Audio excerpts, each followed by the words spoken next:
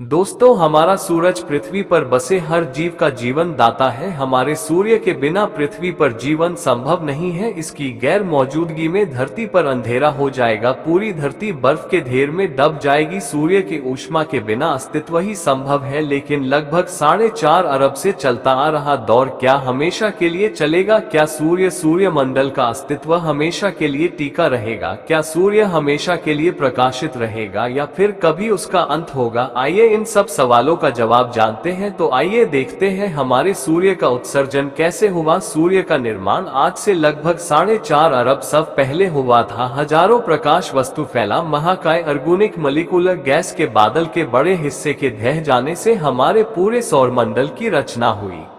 सूर्य और सौरमंडल के अस्तित्व को एक्सपोज करने वाले इस थ्योरी का नाम है न्यूक्लियर थ्योरी। इस थ्योरी के अनुसार उस विशाल बादल एक या उससे अधिक सुपरनोवा अवश्य हुए होंगे, जिसके कारण उस बड़े गैस के बादल के ढह जाने या बिखर जाने से उससे बादल में मौजूद उसका रॉ मटेरियल उससे अलग हो गया। धीरे धीरे उस गैस के बादल के कुछ हिस्सा गति और दबाव की वजह से घूमना शुरू हुआ और रफ्तार से गर्म होने लगा। रफ्तार और घुमाव की वजह से उसका एक बड़ा हिस्सा मध्य केंद्र में घटित हुआ और बाकी का हिस्सा उसके आसपास सर्कल में घूमता रहा। ये पूरी घटना होने में ही करोड़ों साल लग गए और कई समय बीत जाने से धीरे धीरे टेम्परेचर थोड़ा गिरा। हाइड्रोजन और हीलियम वाले बीच का भाग हमारे सूर्य के रूप में अस्तित्व में आया। उसके आसपास घूमने वाले रॉ मटेरियल से हमारी पृथ्वी, अन्य ग्रह, उपग्रह, सौरमंडल, छोटे बड़े ग्रह अन्य अस्तित्व में आए।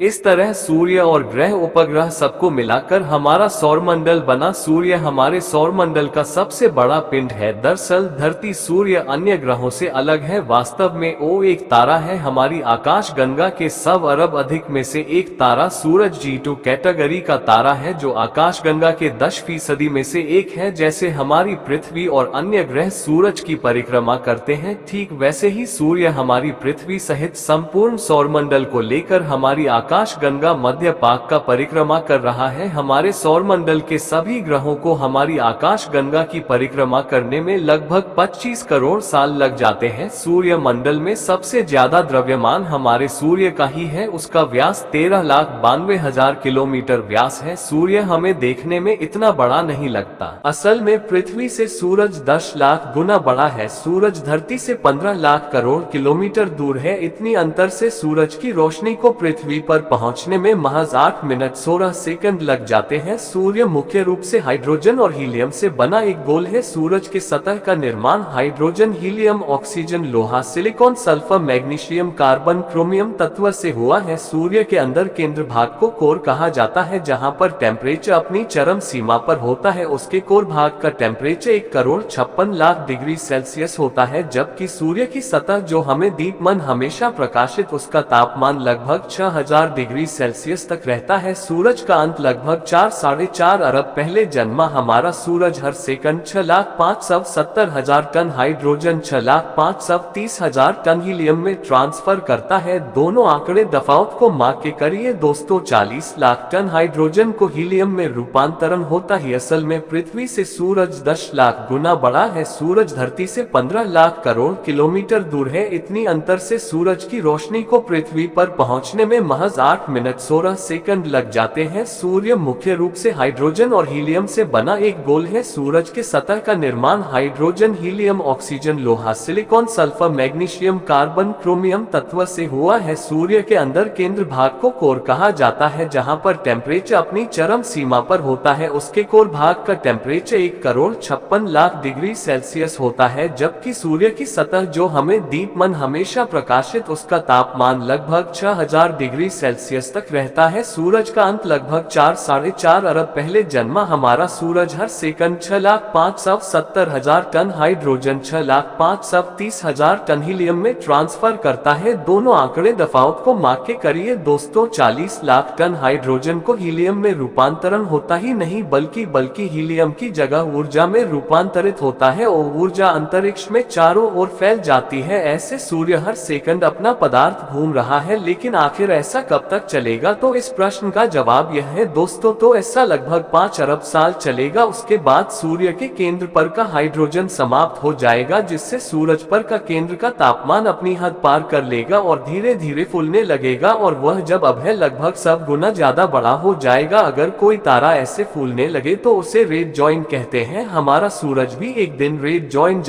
हो जाएगा। सूर्य के इतने फूल जाने से उसका व्यास इतना बढ़ जाएगा कि बुध और शुक्र ग्रह को सबसे पहले अपने अंदर समा लेगा, और उसके बाद आएगी हमारी धरती की बारी। तब तक इंसानों सहित धरती पर सृष्टि सहित नाश हो गया होगा, और करोड़ों साल पश्चात सूर्य में हाइड्रोजन के बदले हीलियम ही बचा होगा, और हीलियम कार्बन में रूपांतरित होना शुरू हो जाएगा। इसलिए सूर्य अभी भी और ज्यादा फूलेगा, धीरे धीरे बाहरी छल की तरह उखड़कर अंतरिक्ष में बिखर जाएंगे। आखिर में एक गुठली जैसा अंतरिक्ष भाग बचेगा। वह भाग आज के समय पृथ्वी जितना होगा, फिर भी उसमें इतनी गर्मी होगी कि कोई सीमा नहीं। भौतिक निष्णात जिसे व्हाइट डॉट कहते हैं। इस तरह हमारे सूर्य को श्वेत वामन का स्वरूप मिलेगा। धीरे धीरे वह हम वामन सूर्य भी अपने टेम्परेचर और गर्मी को घुमा देगा, अंत में बुझकर एक काले कोयले के समान हो जाएगा। इस तरह धरती पर जीव सृष्टि के अंत कर देने के बाद हमारे सूर्य का भी अंत हो जाएगा। ये सब होने में अभी 5 अरब साल लग जाएंगे। ब्रह्मांड में अभी कई सूर्य से पहले जन्मे तारों का अंत हो चुका है। कोई रेड जॉइन हुए हैं, कोई श्वेत वामन बन चुके हैं, कहीं तो बुझे हुए कोयले। इसके साथ ही साथ ब्रह्मांड में कई और तारे जन्म ले रहे हैं। ऐसे ही हमारे ब्रह्मांड में सर्जन की, विनाश की और पुनः नए सृजन की क्रिया अविरत रूप से चलती रहेगी। तो दोस्तों, आज का एपिसोड कैसा लगा हमें जरूर कमेंट करें। अच्छा लगा हो तो लाइक करें, सब्सक्राइब करें।